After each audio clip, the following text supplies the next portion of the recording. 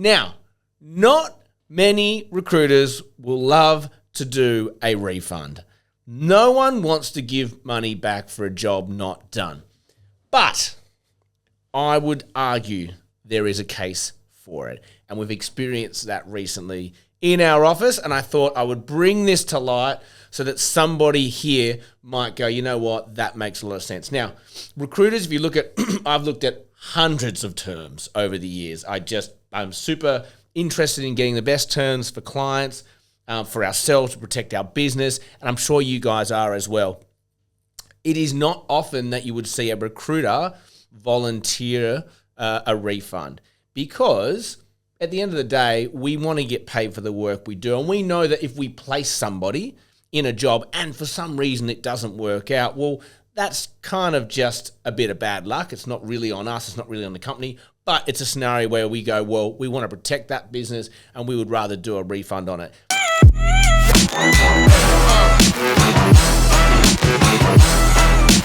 Now, as a specialist recruiter, that's a pretty easy task most of the time. It's like, yep, okay, that didn't work out. I'll always have someone else ready that we can look at and we can, backfill into that role. So for me, the idea of a refund has never really made a lot of sense. I had a scenario recently where we took on a brief, and it was it seemed like a fairly innocent brief.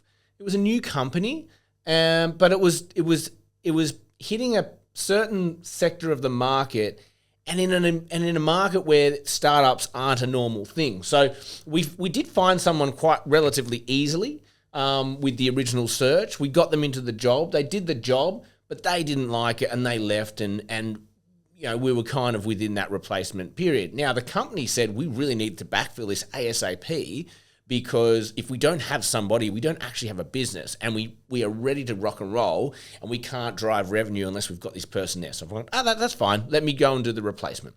So I start doing this replacement, and I realized that I potentially just got really freaking lucky with the initial hire. Really lucky. Like it was just here's the CV, here's the brief, match made in heaven, happened within a week, and Bob's your uncle. But this has been starting to become a real painful replacement. I'm putting ads up, I'm doing headhunting, I'm speaking to lots of people, I'm spending a lot of time, and as time goes on, realizing there's actually very few people who A, can do this job, and B, want to do this job. And so I get to this point where I'm like, do I keep going and wasting enormous amounts of time processing people, enormous amounts of time searching in a very limited talent pool, or knowing it all the while, the client is in the background screaming, going, we need someone. I don't think I could have done any more. I made the executive decision to say, I'm going to call them and I'm going to offer them half their money back and just say to them, look, I've done everything I can. I'm at that phase now where all I can do is wait. I have to wait for the emails, for the messaging, for the emails, for the calls, for the ads, everything to kind of do its thing. Time is the ingredient that we need now. And you calling me every single day is probably not going to speed that up. But I understand you've got some pressures. I think if I give you a half credit back or a refund for half of it back, you did get somebody for 4 months, 3 months, or whatever it was. Then if I don't find somebody, at least you've got the means to go off and do it yourselves. And if somebody does come through, you just pay that back to me, sort of thing. So we came up with that decision. Now it's the first time in 20 years that I've given any money back, right? Because I've always been able to backfill it, and we just didn't feel it was appropriate to give any money back. But in doing so, what did I achieve? One, the client was super appreciative that we did that.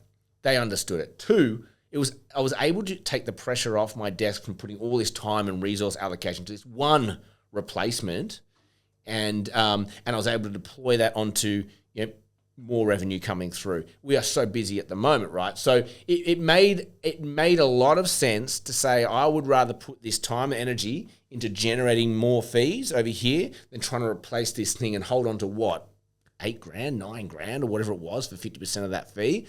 So that's why we decided to make that payment back.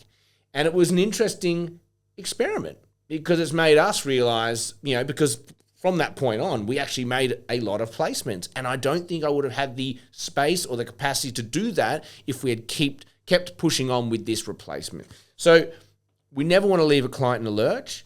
And that's why I wanted to pay them back. But equally, I didn't feel like I was getting those results. So I'm not sure if there's anyone listening here who does, pays money back, but there is a case for it. I know we don't like doing it, but when you think of it in the logic of I've only got X amount of hours every day, I can do it in replacing this and make no additional money, but keep the client happy because that's what we have to do. Or do I give them some money back? Ouch, that heals my cash flow. But I'm going to go over here and I'm going to make even more money because I've got more time, better roles, and easier to place jobs over here. That's where it starts to make a lot more sense. So sometimes we're protecting our fee and we don't want to pay it back out of what? Just because we don't want to hand that money back? It's mine. But sometimes there's a case for it. And I think a lot of times it actually works in your favor to make that payment back. All right. So I hope that helps somebody. Okay. All right. Like, share, subscribe. It does help us grow. And we are slowly growing and gradually growing. And every single time we do an episode, we get a little bit bigger and we reach a few extra people. And every time you share it, every time you like it, every time you interact with it, it helps us. We bring this to you for free every single week. And the only thing I ask of you is that if you do like this episode, give it a good old like. It helps keep the team here, bringing other episodes. It helps us keep doing what we do. All right. So have an amazing day. As always, all your deals come true. I almost forgot my own ending there.